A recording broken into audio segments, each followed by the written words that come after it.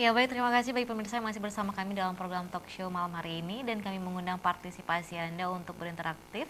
Silakan saja langsung di line telepon yang tertera di layar kaca Anda. Baik, sebelumnya saya akan lanjutkan tadi yang sempat terputus ya bersama Pak Wahyudin tadi. Kalau tadi sudah saya sempat tanyakan hal yang menyebabkan perubahan iklim. Nah, mungkin sekarang akibat dari perubahan iklim ini Pak terkait dengan pertanian itu sendiri. Silakan Pak. Perubahan iklim akibat dari perubahan iklim itu karena tadi kita berbicara tentang suhu ya. Jadi dari suhu itu kita kan ada peningkatan suhu permukaan bumi ya. Dengan peningkatan suhu permukaan bumi yang karena ini wilayahnya jangkauannya cukup luas ya. Jadi tidak hanya katakanlah Aceh sendiri gitu. Kita berbicara tentang global ya. Perubahan global. Nah, suhu ini menghangatkan terutama es di kutub ya. Nah, es di kutub itu kan mencair ya. Mencair karena ada penghangatan. Setelah mencairnya es di kutub, otomatis permukaan air laut meningkat. Artinya mungkin ke daratan ya, ada kenaikan permukaan laut itu kan beberapa senti. Nah, dari permukaan itu juga kenaikan itu menyebabkan katakanlah selain akibat dari itu ya, itu banyak yang disebabkan nanti ya, katakanlah ke mungkin katakanlah bibit ya Pak ya, mungkin ke bibit, kenaikan suhu muka laut itu kan bukan suhunya, permukaan air lautnya ya. Juga kalau ke tanaman juga mungkin nanti ada beberapa spesies yang hilang karena hangat ya, karena hangat. Begitu juga dengan makhluk lain. Dan kalau ke pertanian mungkin kalau yang sekarang kita rasakan ini kalau kami melihat curah hujan yang katakanlah ketika itu musim hujan yang harusnya merata mungkin sepanjang 6 bulan itu ada hujan-hujan yang lebih sering terjadi secara sporadis. Nah, misalkan hujan ekstrim lah kalau diistilahkan itu terjadi 1 jam 2 jam ya, dan itu mendadak gitu ya, cukup besar. Nah, itu juga mungkin yang paling terasa sekali ya, yang terasa sekali di kita. Begitu juga mungkin kalau di beberapa tempat, walaupun mungkin di Aceh katakanlah musim kemarau yang harusnya 6 bulan. Saya kira masih kalau kemarau masih normal ya kalau di kita. Tapi di beberapa tempat di daerah lain yang harusnya kemaraunya katakanlah 1 musim, dia bisa lebih lama lagi gitu ya, lebih lama dari biasanya, dan itu lebih terik ya, lebih terik. Artinya suhunya sudah semakin tinggi. Mungkin itu dari curah hujan dan suhu. Bagi kami sendiri dengan terjadinya perubahan iklim itu agak susah juga untuk membuat prediksi gitu ya.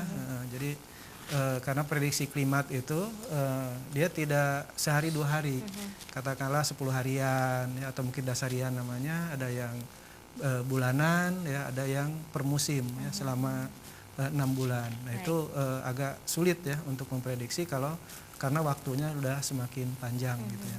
Berbeda sekali dengan cuaca. Kalau cuaca kan dia 1 jam 2 jam ke depan gitu ya. Baik, dan untuk sekarang Aceh sedang masuk ke musim penghujan ya, ini penghujan. Pak ya? Bahkan kita mungkin nanti di Januari Februari malah sudah ke kemarau lagi gitu ya. Sudah kembali ke kemarau lagi. Kemarau, tapi itu hanya ada beberapa tempat ya mungkin nanti.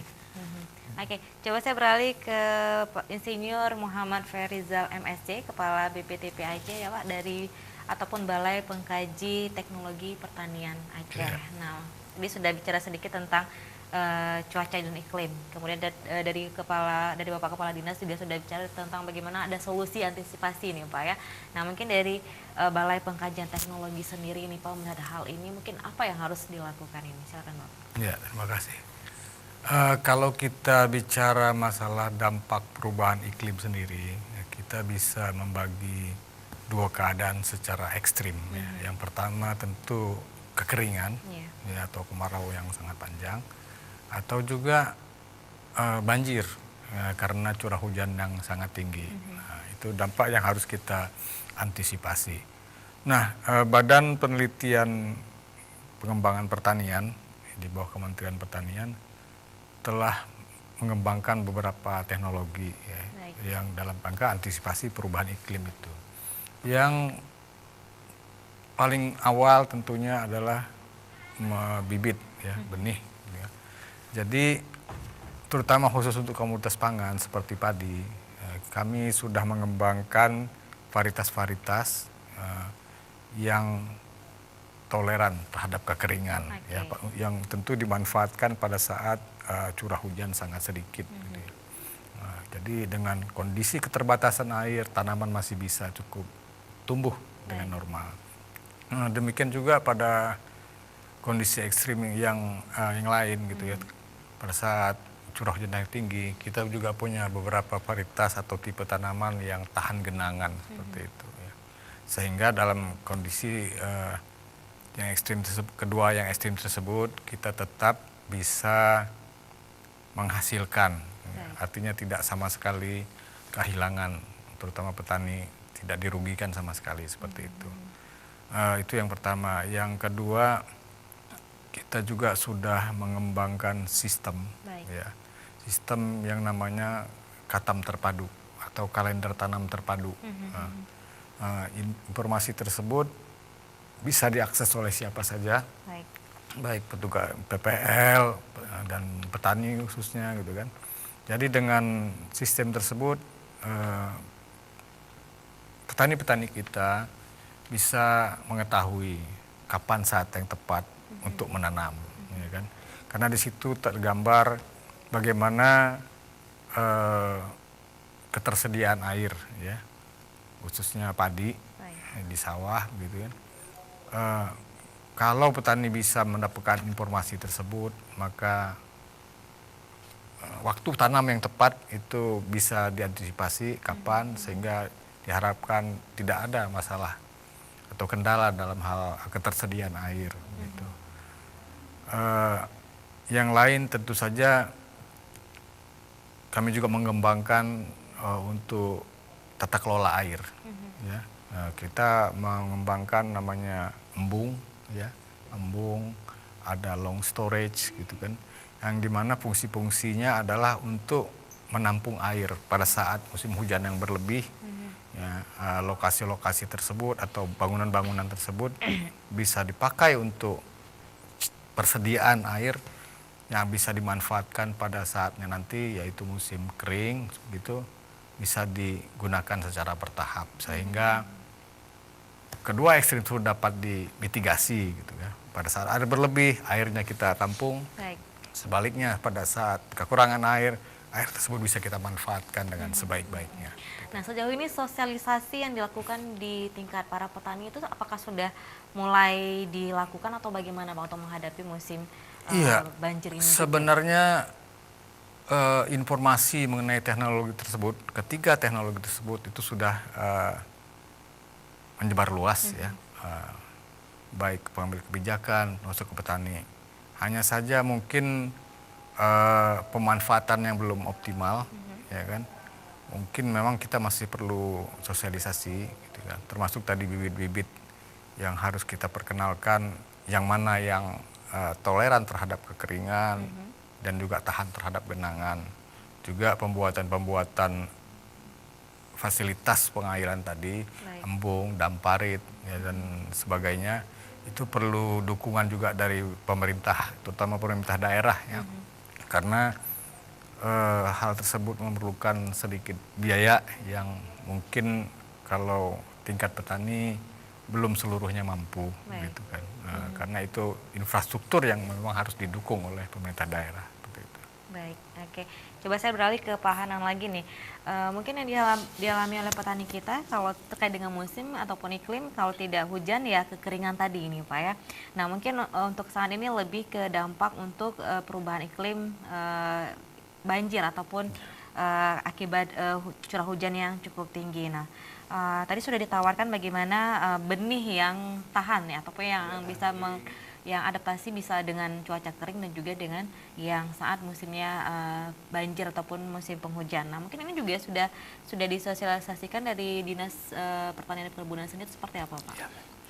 Dinas Pertanian Perkebunan di provinsi, kemudian di kabupaten kota itu ada dinas yang membidangi perkebunan sekaligus di bawahnya ada penyuluh. Kita di Aceh ada penyuluh hampir 3.000 orang. Baik. 3.000 orang penyuluh. Kita mengharapkan kepada penyuluh yang ada di kabupaten, ini informasi ini bisa sampai kepada masyarakat. Terkait dengan sosialisasi benih tadi yang disampaikan BPTP, ini adalah semua prosesnya yang pertama dilakukan oleh BPTP, dilakukan uji coba di lapangan. Pada saat itu sudah cukup tersedia, baru kita sebarkan ke lapangan. Baik. Namun kondisi saat ini Dinas Pertanian selalu berkoordinasi sama BPTP dalam pelaksanaan kegiatan, dan itu memang kita sampaikan. Cuma terkadang yang namanya iklim ini juga sangat-sangat ekstrim. Kita juga kondisi saat ini sulit untuk memprediksikan. Ini sebetulnya memang lagi musim tanam rendengan, ya. Tapi tiba-tiba ya hujan deras, kemudian di beberapa kabupaten kita jadi banjir. Ya. Tapi tetap kita ada antisipasi. Pemerintah daerah saat ini kalau misalnya untuk membangun embung itu dilakukan, untuk membuat saluran-saluran air dilakukan, dan kita selalu berkoordinasi sama Dinas Pengairan Aceh dan juga dari sisi balai di PU itu sendiri. Bagaimana menangani dan mengantisipasi banjir ini sendiri. Selain program-program yang saya sampaikan tadi, masalah asuransi dan cadangan benih yang disiapkan oleh pemerintah daerah. Gitu. Baik, artinya juga setiap kabupaten memiliki perwakilan sudah melakukan hal ini untuk memberikan benih yang betul-betul yang dapat digunakan oleh para petani di saat musim hujan dan juga di saat musim kering. Nah, mungkin ini juga terkait dengan kurangnya fasilitas dan sarana-prasarana untuk para petani sendiri juga berdampak untuk hasil pertanian sendiri tidak, Pak? Kondisi saat ini kita sebetulnya benih kita diwujudkan di 2019, kita sudah bertekad bahwa kita bisa memenuhi benih untuk daerah Aceh itu sendiri. Benih itu tidak didatangkan lagi dari luar Aceh. Kondisi saat ini memang benih kita itu dibutuhkan, tidak bisa kita atur pas demikian. Pada saat benih di lapangan tersedia, kemudian benih yang petani lainnya belum melakukan penanaman. Ini kadang-kadang nanti kita bagaimana menyesuaikan petani penangkar menghasilkan benih, kemudian di lapangan juga bersamaan dilakukan penanaman. Ke depan itu kita wujudkan. Tapi kondisi saat ini secara beransur juga yang disampaikan oleh Bapak Kepala BPTP tadi,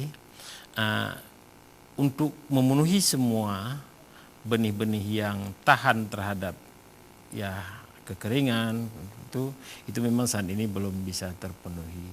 Tapi secara menyeluruh kita ada antisipasinya. Baik, dan mungkin jika kita melihat di lapangan mungkin banyak hal yang dihadapi oleh para petani sendiri, kesulitan-kesulitan terkait dengan iklim ini, belum lagi kesulitan hama ataupun yang lainnya. Mungkin bisa Pak tidak Pak ceritakan mungkin dari kesulitan-kesulitan petani ini apa mungkin yang sudah dilakukan sehingga juga petani kita merasa terbantu ini, Pak?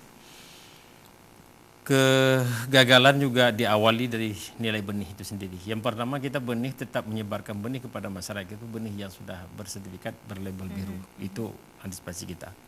Sehingga petani itu tidak menanam benih-benih yang tidak berkualitas. Baik, untuk mendapatkan benih ini petani sulit atau bagaimana ini, Pak? Tidak.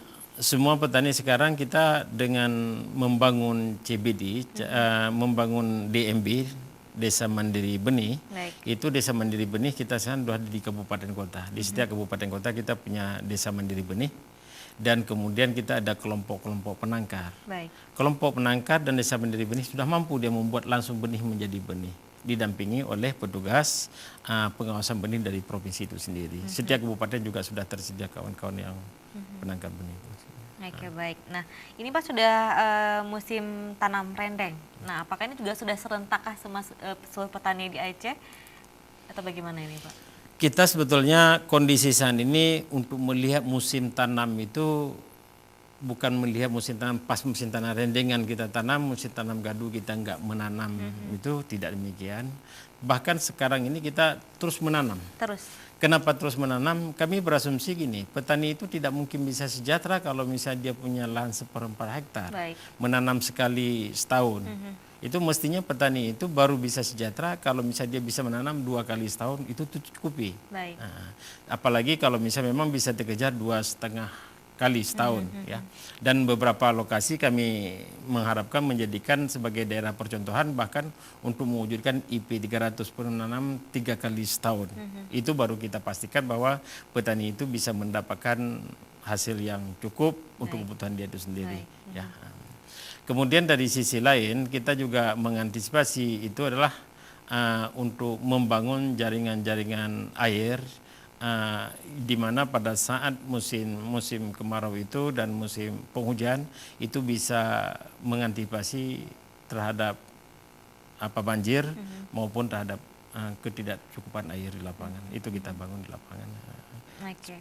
Baik, artinya juga petani harus terus menanam ini Pak ya. Harus terus menanam. Kita tidak mengenal lagi harus misalnya pada musim rendengan saja tanam, pada musim gadu aja tanam, tidak, terus menerus kita mengajak petani terus menerus. Tapi ternyata di lapangan juga kesulitannya adalah ketika banjir dan juga musim kemarau. Nah ini juga masih dialami oleh beberapa petani dan juga mungkin petani di sekitar Aceh Besar ini Pak ya. Nah itu mungkin juga kemana mereka harus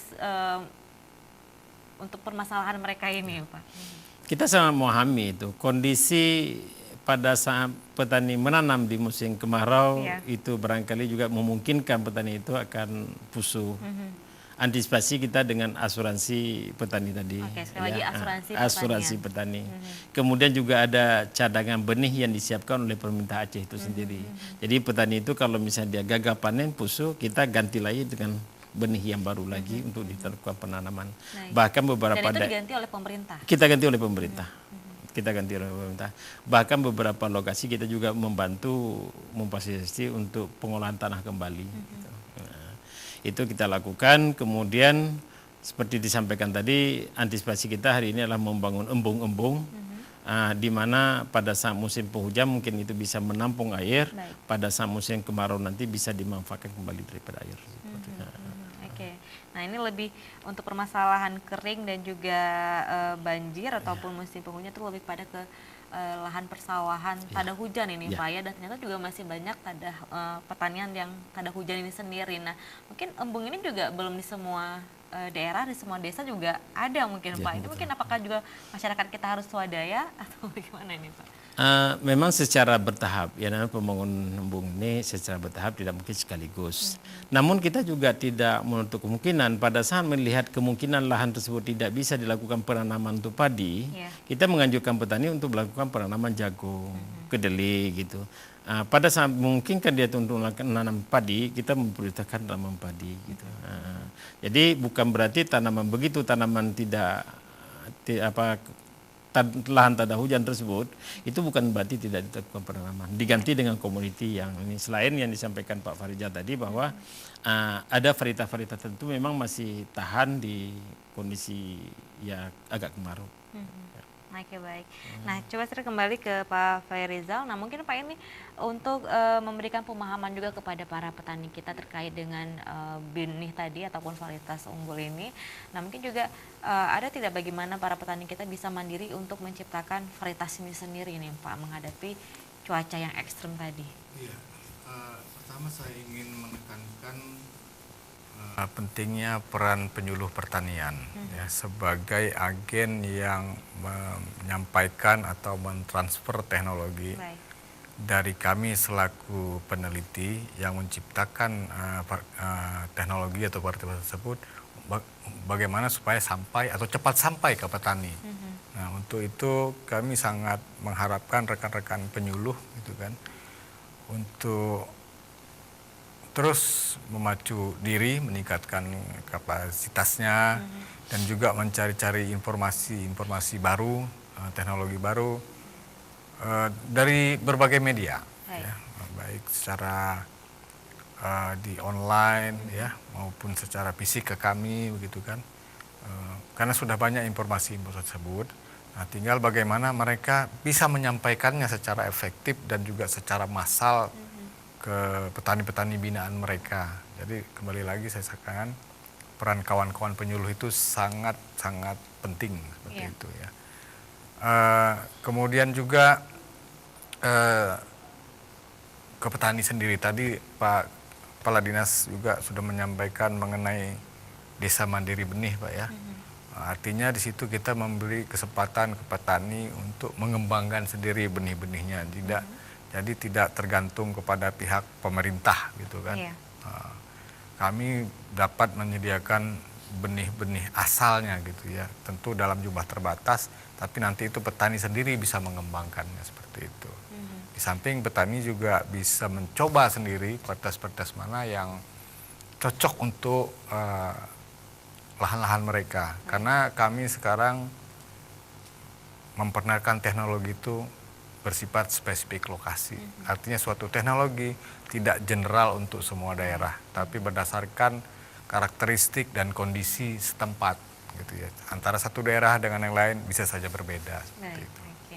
Nah, lagi di sini bagaimana memaksimalkan peran para penyuluh ini. Iya, Padahal ada betul. sekitar 3.000 penyuluh yang tersebar Iya. di Aceh ini Pak Yes, ya. yes. Mudah-mudahan penyuluh kita juga sangat membantu para petani sehingga bisa menghadapi permasalahan-permasalahan yang dihadapi petani sendiri. Nah mungkin nanti dapat teknologi untuk menghadapi musim hujan ini, terutama juga banjir untuk para petani selain dengan adanya embung tadi dan asuransi ini Pak. Mungkin apakah lahannya di teknologi seperti apa Iya, mungkin betul. yang ditawarkan? Sekali. Memang kalau dalam kondisi yang sangat ekstrim gitu ya, artinya kalau banjir, varietas apapun kalau sudah terbawa banjir tentu tidak ada Baik. gunanya, gitu kan, sama saja semua. Baik. Nah, oleh karena itu yang harus diantisipasi adalah bagaimana kita antisipasi terjadinya musibah tersebut, Iya. ya kan? Yang pertama adalah mengenai saluran drainase, ya, atau saluran pembuangan air, ya, terutama pada musim hujan seperti sekarang, gitu kan? Itu sangat penting. Masyarakat petani di lingkungan sekitar harus betul-betul menjaga dan membersihkan saluran-saluran pembuangan tersebut, Iya. agar curah hujan yang yang sudah sangat besar itu tidak tergenang dan dapat mengalir ke saluran pembuangan, ya, ataupun terus berlangsung ke laut seperti itu, tidak terlalu lama menggenangi sawah-sawah yang dapat merusak tanaman. Baik. Jadi pembersihan saluran. Dan kedua adalah kita dari sisi konservasi, petani itu diharapkan tidak membuka atau berladang di lahan-lahan yang berlereng perbukitan, karena itu akan mengakibatkan erosi dan juga tentu akan sangat berbahaya, ya, bagi penduduk maupun pertanaman itu sendiri. Iya. Ya kan? Nah, jadi kita harus menanam di lahan-lahan yang memang cocok peruntukannya dan tidak di daerah-daerah yang memang ditujukan untuk konservasi atau pengawetan lingkungan. Oke, tadi bagaimana drainase yang terus dijaga ini Pak Iya. ya, agar air juga terus mengalir saat banjir ataupun hujan seperti ini. Dan satu lagi jangan menanam ataupun di lahan-lahan konservasi tadi ya, seperti Iya, hutan daerah ini, konservasi Pak, ya, sehingga di mana juga untuk mencegah erosi dan longsor. Iya, dan pemirsa di rumah kami juga masih menunggu partisipasi Anda, tapi usaha jeda berikut ini kami akan segera kembali.